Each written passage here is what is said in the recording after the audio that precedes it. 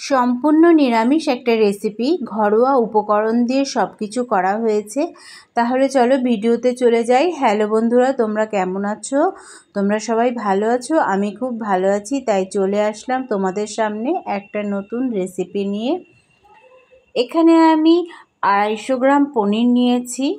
পনিরগুলোকে আমি লবণ আর হলুদ দিয়ে ভালো করে আলু আর পটলগুলোকে ভালো করে ভেজে নেব। আর আলু আর পটলগুলোকে আমি ডুমো করে কেটে রেখেছিলাম। আর এই হলুদ দিয়েছি কারণ আলু আর পটল যখন ভাজার সময় রঙটা খুব সুন্দর আসে। আলু আর পটল ভালো করে ভাজা হয়ে গেলে আমি তুলে নিলাম। তুলে নিয়ে ওই তেলেই আমি কিছুটা তেল আবার অ্যাড করে দেব। তেলটা গরম হয়ে গেলে আমি দিয়ে দেব গোটা জিরে আর শুকনো লঙ্কা। আর ফোড়নে কিছুক্ষণ নাড়িয়ে নিয়ে ফোড়ন থেকে যখন সুন্দর গন্ধ বেরিয়ে আসবে তখন আমি দিয়ে দেব আদা বাটা। আদা আর দিয়ে দিলাম, আর একটা গোটা টমেটো কেটে রেখেছিলাম সেটাকেও আমি দিয়ে ভালো করে ভেজে নেব। মশলা যাতে পুড়ে না যায় তার জন্য আমি অল্প জল দিয়ে দিয়েছি। আর খুন্তির মাধ্যমে আমি এই টমেটোটাকে ভালো করে ঘেঁটে দিলাম। তোমরা চাইলে বেটেও দিতে পারো, আমি এখানে গোটা দিয়ে খুন্তির মাধ্যমে ঘেঁটে দিয়েছি। আর দিয়ে দিলাম গুঁড়ো মশলা, সামান্য পরিমাণ হলুদ, আর 1 চামচ জিরের গুঁড়ো, 1 চামচ ধনের গুঁড়ো দিয়ে ভালো করে কষাতে হবে। কষানো থেকে যখন তেল ছেড়ে আসবে দিয়ে দিলাম পরিমাণ মতো লবণ, আর দিয়ে দেব সামান্য পরিমাণ চিনি, টেস্টে যাতে ব্যালেন্সটা ঠিক থাকে।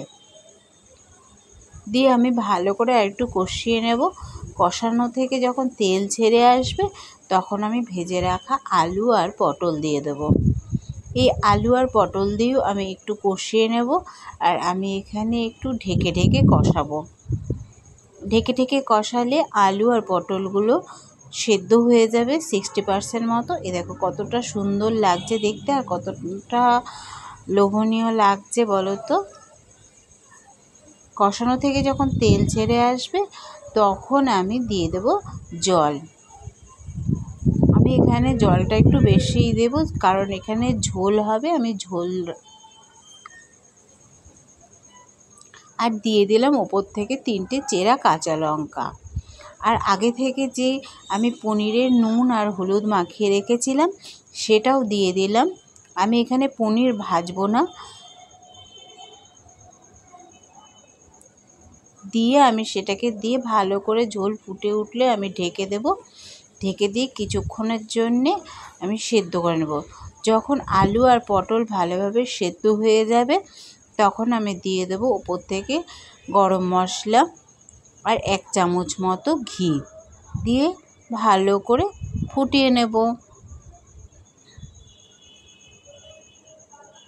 দেখো কতটা ভালো লাগছে। আমি কিন্তু এখানে লঙ্কার গুঁড়ো ইউজ করিনি, আমি এখানে চেরা কাঁচা লঙ্কা ইউজ করেছি। আর কিছুক্ষণের জন্য ঢেকে আমি রেখে দেব। দেখো কতটা সুন্দর লাগছে, গরম গরম ভাতে পরিবেশন করলে দারুণ লাগে। আর এই একটা পদ দিয়েই সবার খাওয়া হয়ে যাবে। দেখো কতটা ভালো লাগছে দেখতে। দেখো গরম ভাতে দারুণ লাগবে খেতে। তোমরাও একবার বাড়িতে ট্রাই করো, আর ভালো লাগলে একটা লাইক কমেন্ট শেয়ার করে দিও।